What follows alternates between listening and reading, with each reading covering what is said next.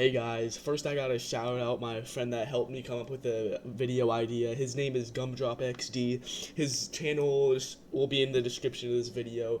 Make sure to check him out. He has some pretty good videos on solsrng. And yeah, let's get into it. Eon 1 was the death of solsrng. Let me explain. solsrng, the game where you leave your PC on to the point where it almost catches fire for a slight chance to roll a cool looking digital aura. You either love it or you hate it.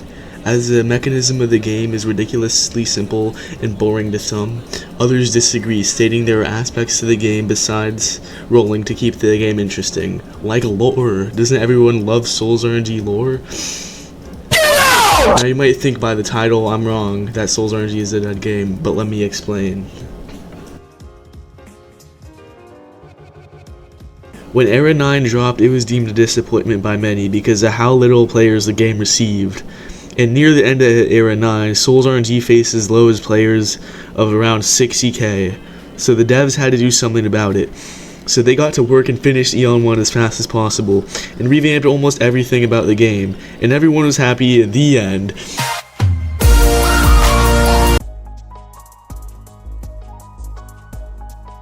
For some people, the update just wasn't really hitting that well, including me and my friends. In my opinion, there were a couple problems. Firstly, the game was completely changed to attract new players, but this was fine in the eyes of an old solsrng player like me and my friends for a little bit. But after I played for no more than 3 hours, I already started to kind of miss the things that Era 9 had.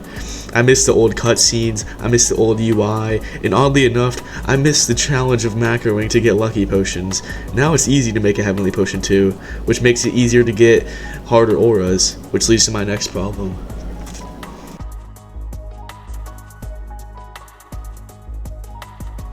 Another problem that the update has was the event that followed it. The event that followed the release of Eon 1 was called the RA event, or Roblox Innovation Awards, but whoever calls that, bro. Who calls that?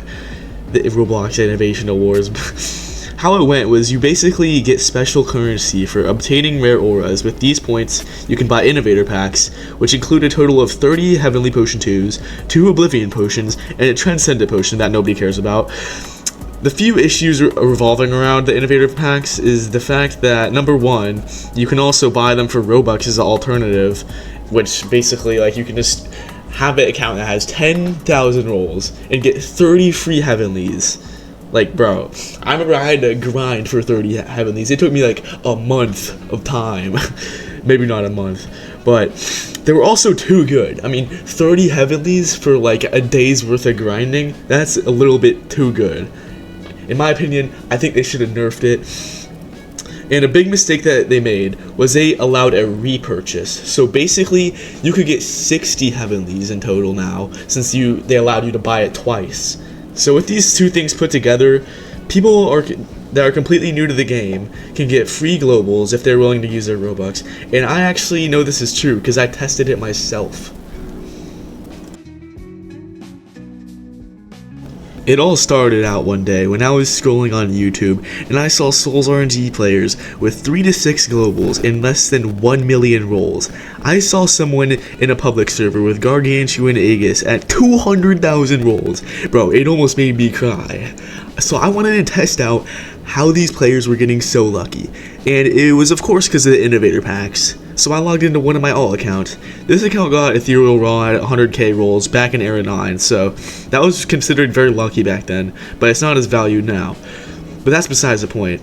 I don't have the first round of Heavenlies recorded, but here's a summary. I got 3 Stormal Hurricanes, 3 Siriuses, 2 Chromatics, 2 Aviators, a Matrix, and most importantly, I got it impeached from it, so I proved myself right. I had gotten a global. It was very easily to get one on my alt. But it doesn't end there. So, let me explain. I had remembered that there was a repurchase of the Heavenly 2s. So me being curious, I bought the repurchase on my alt, and I got even luckier than I could imagine. Let me show you.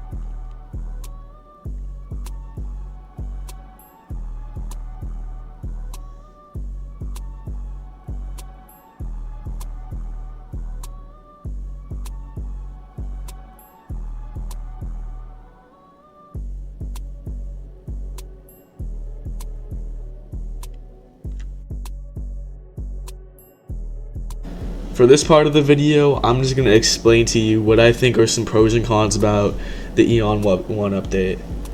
So first are the clovers that they added. These are actually a pretty unique add to the game. I would say that they should definitely nerf the amount of luck that it gives. Like, the fact that it gives more luck than Stella's Candle is insane, and you have to literally go out of your way to find a jester to get Stella's Candle, when you can literally just find a clover laying on the ground. They should definitely nerf that.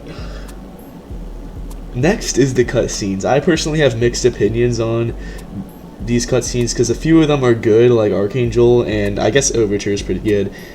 Besides those cutscenes, the other ones are complete trash. Like the Bloodlust one, for real, be looking like ketchup lust. It doesn't even look like blood. It looks like ketchup, bro.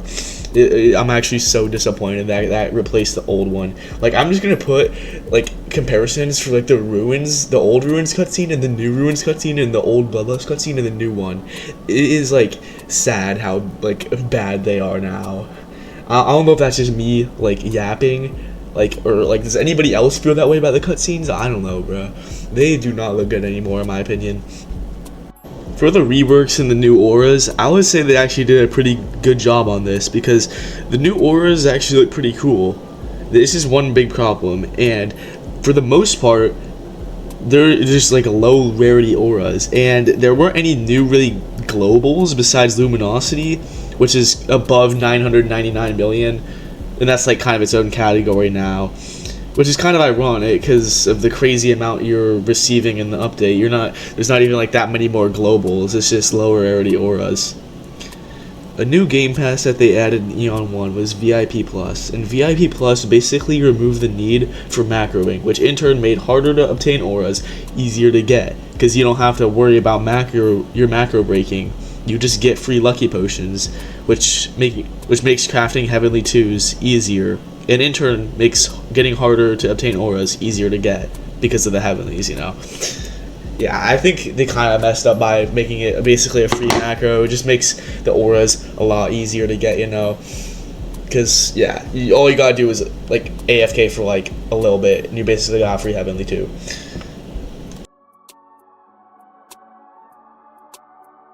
For new players that have played during the Innovator event, compared to OG Souls players in Era 7, getting Abyssal Hunter would be equivalent to getting Aegis or Luminosity in Eon 1. In the previous days of Souls, Era 7, Era 8, it was very challenging to get a global, and it is way more of an accomplishment than it is now. And this almost seems unfair to the older Souls RNG players, when they spend 6 million rolls getting 3 globals, when some new player, as little as 20k rolls, can get the same amount of globals, but at 20k rolls. I feel like Souls RNG should have prioritized adding more cool auras instead of giving players an insane amount of luck, because 1 in 100 million really is a 1 in... Is it really a 1 in 100 million when you have a 16x luck multiplier? Besides adding a ton of luck for the Innovator event, Souls RNG has started to focus more on adding gameplay and lore to the game. And I'm gonna be honest when I say this, but if you play Souls RNG for the gameplay, bro, you should stop playing right now. Because I can assure you that there are a million games on Roblox right now that have way more engaging gameplay than Souls RNG has right now, or might have in the future. The same people that say they play Souls RNG for the lore and gameplay are the same people that say they watch for the plot. And the new map is nice and all, but like there isn't really any point in making it so big. They can just re-detail or add more decorations to the old one.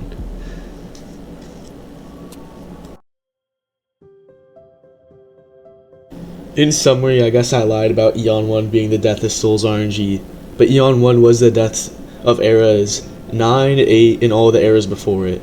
Although the features of the game are nice right now, I'm still always going to miss the challenge of the old game. And comparing Eon 1 to the old game, it just feels so much easier. Like, I used to take so much pride in, like, the good auras I had as a beginner. But now, as a beginner, you can get those globals, like, basically for free. All you gotta do is spend some Robux. I'm going to miss the old game, but it had to change to bring up the player count and to keep the larger part of the fan base happy.